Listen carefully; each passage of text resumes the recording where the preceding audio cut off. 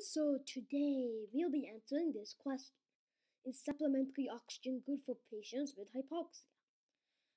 And so this video is based on an article in the Science magazine, and I have two links. One link is to an easy article, a not too hard wording article that I read, and the other article is on a more complex one, and it's 5 pages.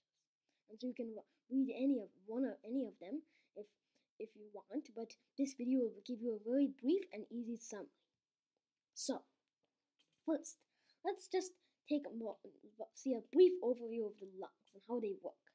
And I have a video on this called the Respiratory System, and I highly recommend you watch it, but I'll just give you a brief overview. So, first, we have some gases in the air, and our lungs breathe in them.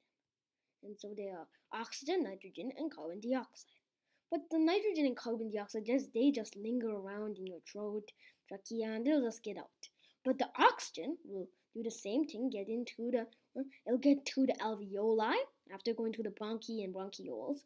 And so the alveoli look like grape sacs.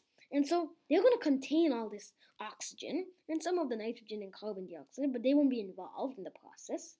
And so then we have another artery, it's called the pulmonary artery. And so, as you see, the heart is pumping blood around, and this blood contains oxygen and many other nutrients. And the cells put the waste, which is carbon dioxide and other waste products. And so the heart will purify it from other waste products with other organs. But to purify the carbon dioxide, it needs the lungs. So it will take the pulmonary artery, which will go towards the lungs, and it will exchange gases with the alveoli.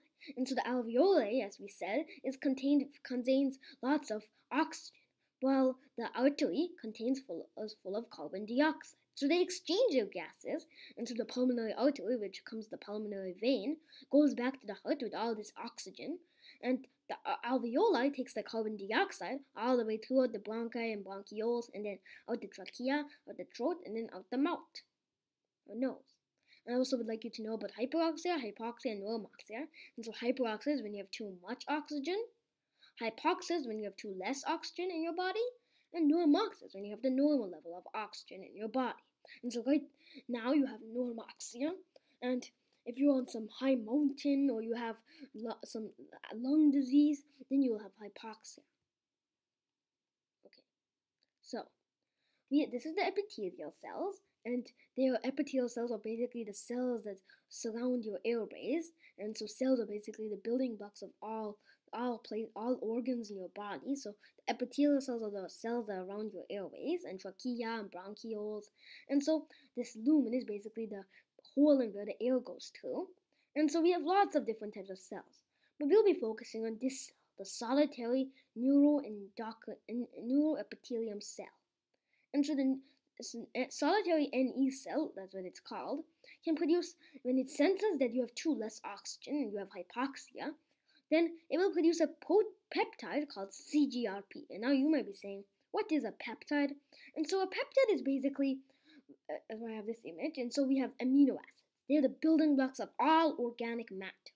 And if you bond them, you get peptides. And if you bond peptides into more complex, you'll get proteins. And so peptides are just basically simple proteins, and proteins are sometimes called polypeptides. And so proteins are the building blocks of cells. And so all cellular mechanisms use proteins. And so all the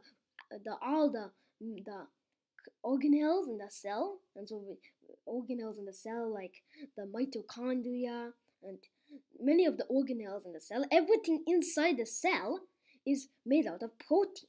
And so protein are like the blocks. And so some protein hold the walls of your house, some protein part of the window, and they do all kinds of different functions. And CGRP, what it does is it gives the cell that it's put in the ability to regenerate.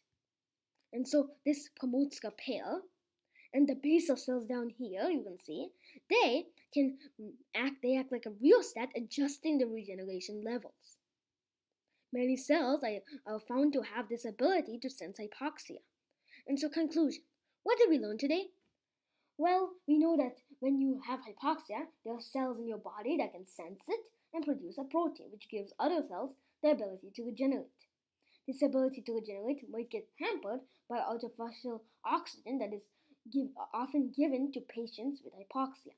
I found this article interesting because during this time of COVID-19, doctors are often put patients on ventilators that provide supplementary oxygen, and this article is questioning whether this is good or not. Now, this does not mean that it's always bad, and we need more studies to understand how our lungs work to answer that question. Thank you for watching. I hope you enjoyed the video. Bye!